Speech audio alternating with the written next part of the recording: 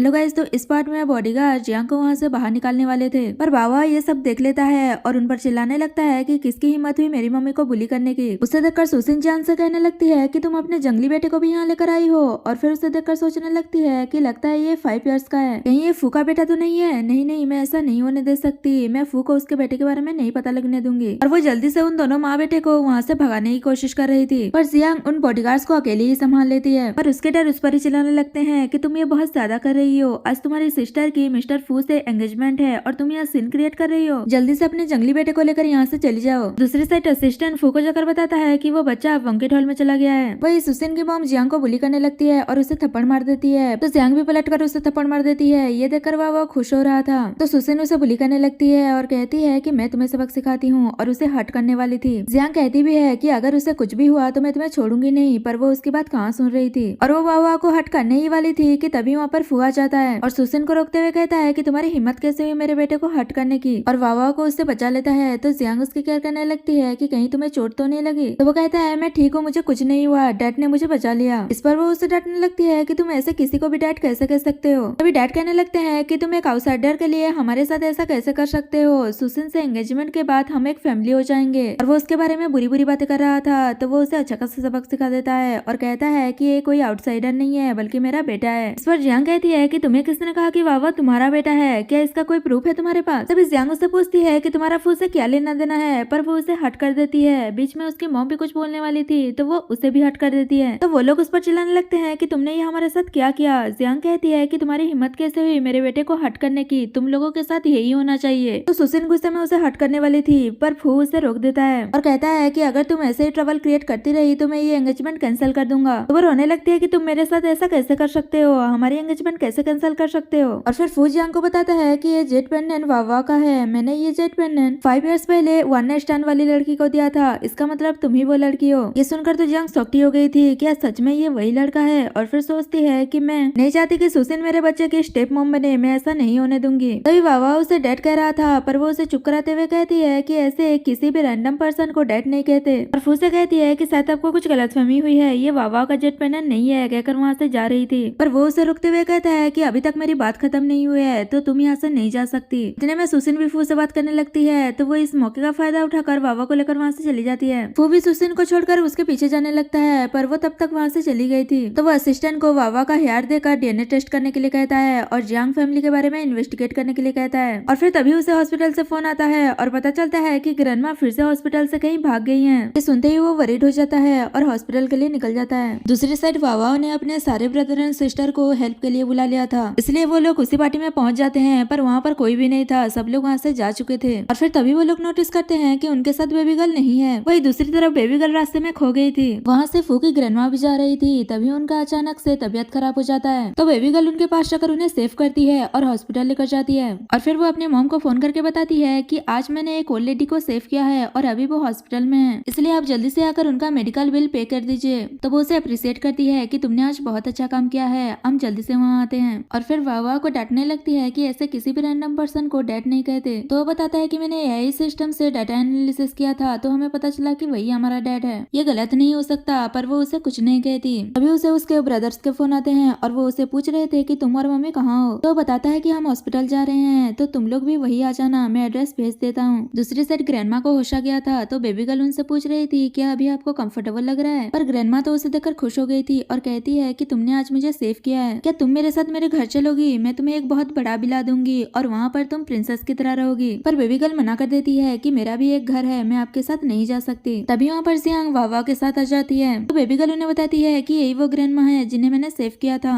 वावा उन्हें हेलो कहता है, पर ग्रैंडमा तो उसे देखकर सोच रही थी कि ये मेरे ग्रैंडसन की तरह क्यों दिख रहा है, कहीं ये मेरा ग्रेट ग्रैंडसन तो नहीं। और यहाँ पर ये पार्ट खत्म हो जाता है।